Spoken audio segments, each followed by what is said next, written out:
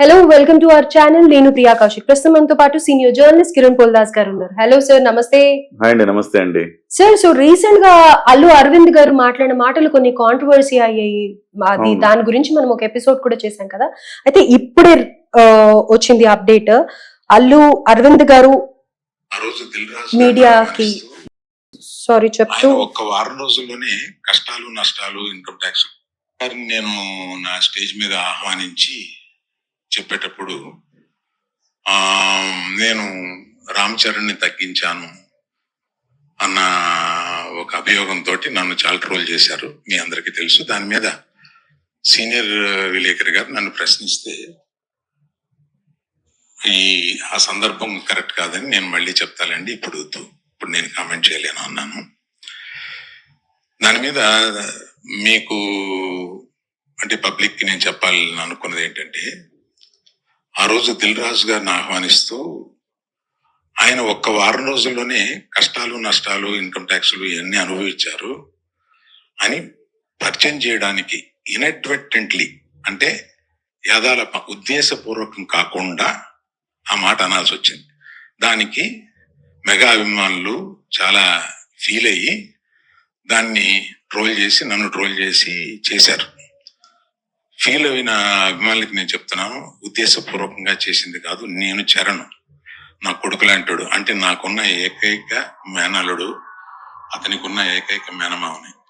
అందుకని ఎమోషనల్ గా చెప్తున్నాను, please leave us behind. Charan కి నాకు ఉండే ఒక రిలేషన్షిప్ ఇస్ ఎక్సలెంట్ రిలేషన్షిప్ లో ఉంటాం. రైట్.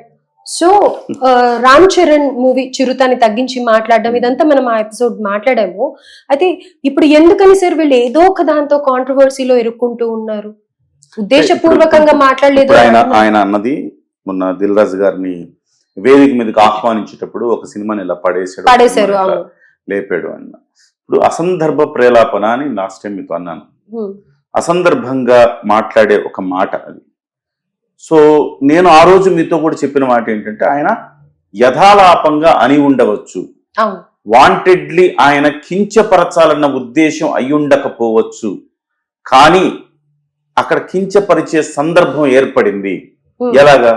ఆయన వెకిలిగా నవ్వుతూ వెటకారంగా నవ్వుతూ అన్న మాట రామ్ చరణ్ అభిమానుల్ని గాయపరిచింది. డెఫినెట్ గా అందులో ఆయనకి యథాలాపం ఉండొచ్చు, ఆయన కావాలని కించపరచాలన్న ఉద్దేశం ఆయనకి లేకపోవచ్చు, కానీ అది సందర్భం కాదు కదా. ఫస్ట్ థింగ్, దిల్ రాజు గారిని మీకు అనేక ఉపమానాలు విశేషణాలు ఉపయోగించుకొని దిల్ రాజు గారిని మీరు పొగడచ్చు, తీసుకురావచ్చు, అంతా బానే ఉంది. అంతేకాని ఒకవైపు మీ కుమారుడి సినిమా సూపర్ డూపర్ హిట్ అయింది, బ్లాక్ బస్టర్ అయింది, 1800 కోట్లు కొట్టిందని మీరంతా చెప్తా ఉన్నారు.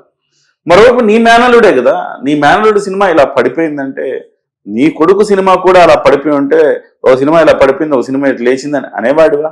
కొంచెం లోపల బాధ ఉంటుంది కదా, అయ్యో నా కొడుకు సినిమా పోయింది అన్న బాధ ఉంటుంది కదా. ఆ బాధ ఉన్నప్పుడు కూడా అలాగే అల్లు అరవింద్ గారు అలాగే దిల్ రాజు గారిని పరిచయం చేసి ఉండేవారా? కాదు కదా. ఈ అంశం ప్రధానంగా చర్చకు వస్తుంది.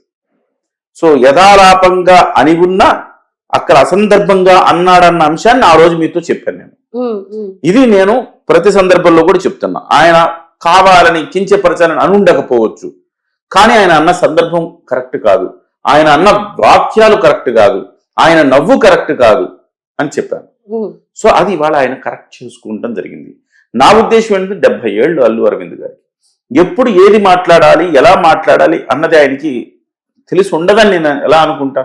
ఎవరైనా ఎలా అనుకుంటారు? ఆయనకే అంత పెద్ద ఆయన, ఇంత సమాజాన్ని ఇంత చూశాడు, ఇన్ని సినిమాలు తీశాడు, ఇంత వ్యవస్థను చూశాడు, ఇన్ని కాంట్రవర్సీలు చూసిన వ్యక్తి ఆయనే ఫ్రాక్షన్ ఆఫ్ సెకండ్స్ లో కంట్రోల్ కోల్పోయినప్పుడు మరి అభిమానులు ఎంత అండి? వాళ్ళు కంట్రోల్ కోల్పోరా? వాళ్ళు కూడా ట్రోల్ చేయరా? బాధపడరా? సో ఇది ఇక్కడ ప్రధానమైన అంశం. దానికి ఇవాళ ఆయన సమాధానం చెప్పాడు. సో ఆ మధ్యకాలంలో అంటే ఈ మీన్ వైల్ ఒకరోజు విలేకరులు అడిగితే కూడా తండేల్ ఫంక్షన్లోని నో కామెంట్ అన్నాడు.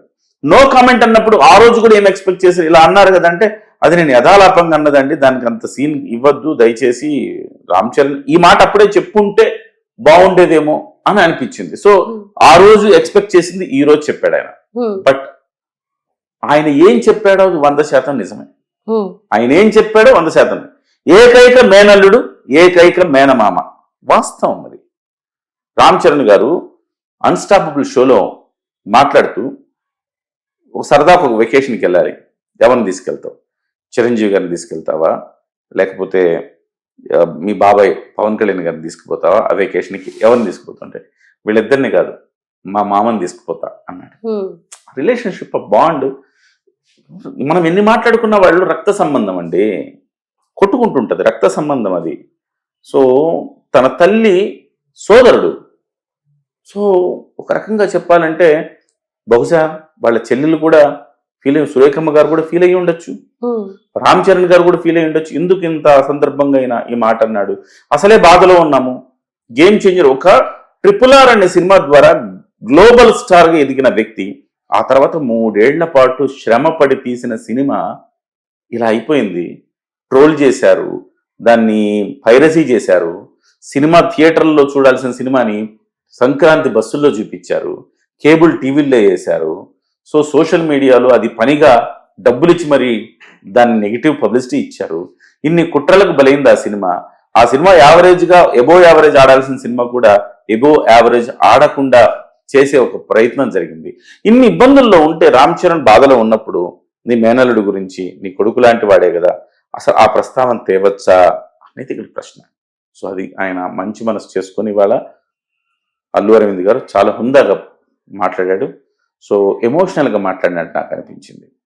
సో మా ఇద్దరి మధ్య రిలేషన్ మీకు తెలియదు, మీ ఇద్దరం ఏకైక మేనమామని, నేను ఏకైక అల్లుడు, నాకు మేనల్లుడు. సో దయచేసి మమ్మల్ని వదిలేయండి అని చెప్పేసి ఆయన ఆ రకంగా అడగటం అనేది కూడా చాలా హృదయంగా అనిపించింది నాకు. బహుశా మనందరం ఏం కోరుకుంటాం ప్రియాంక గారు, సర్వే జనా సుఖినో భవంతు, అందరూ బాగుండాలి, అందులో మనము ఉండాలి అని కోరుకోవాలి మనం. అలాగా సినిమా ఇండస్ట్రీ చక్కగా ఉండాలి, చల్లగా ఉండాలి. సో వాళ్ళు వినోదం అందించాలి. చాలామంది ఇవాళ మధ్యతరగతి వాడికి వినోదం ఏముందండి, చక్కగా సినిమా కంటే పెద్ద వినోదం ఏం లేదు, అంటే ఈజీగా దొరికే వినోదం. ఆ వినోదాన్ని మరింత చౌకగా అందించే ఒక ప్రయత్నం చేయండి. చిన్న సినిమాలు తీయండి, పెద్ద సినిమాలు తీయండి. ఇవాళ అల్లు అరవింద్ గారు చిన్న చిన్న సినిమాలు తీస్తున్నారు. బహుశా అందులో అంటే పెద్ద సినిమాని తీస్తున్నారు, చిన్న సినిమాని తీస్తున్నారు. చిన్న సినిమాల ద్వారా కనీసం ఎంటర్టైన్మెంట్, పెద్ద సినిమాని ఎలాగో 600 పెట్టి 700 పెట్టి చూడలేకపోవచ్చు, చిన్న సినిమాలు అన్న చూస్తారు కదా. కాబట్టి మీరందరూ బాగుండాలని తప్ప ఈ రకమైన అనవసరమైన వివాదాల్లోకి గెలుక్కొని తీసుకోకూడదు. మీరు అన్నారు కదా ఇంతకుముందు, ఏమన్నారు, ఎందుకంటే ఇలాంటి వివాదాలు కొని తెచ్చుకుంటారు అంటే అది ఒకటి. దిల్ రాజు గారితో అయిన తర్వాత కూడా మళ్ళీ చిరుతది కూడా మీరు మీ మేనల్లుడికి మీరు ఏం చేశారో చెప్పడానికి మీరు ప్రయత్నం చేశారు, బానే ఉంది. కానీ చిరుతని వెరీ యావరేజ్ అనే ఒక మాట ఎందుకు అనాలి? వరుస పెట్టి అది జరిగిన తర్వాత ఇది జరగడంతో ఏదో మీరు మనసులో పెట్టుకున్నారు చేస్తున్నారని అనిపించదా? వెరీ యావరేజ్ కాదు కదా అది. చిరుత సినిమా 25 కోట్లు షేర్ వసూలు చేసింది. అదే సంవత్సరం దేశముద్రి సినిమా 22 కోట్లు వసూలు చేసింది. 3 కోట్ల రూపాయల పైగా దేశముద్రి కంటే చేసింది. దేశముద్రి హిట్ అయినప్పుడు ఇది సూపర్ డూపర్ హిట్టే కదా, ఇది యావరేజ్ సినిమా ఎట్లా ఉంది? అలాగే రాజమౌళి గారు దాన్ని పాన్ ఇండియా చేయాలనుకున్నారు. ఆ రోజు పాన్ ఇండియా చేయాలనుకుంటే మీరే కదా తమిళ్లో చేయాలనుకుంటే వద్దొద్దులే డబ్బులు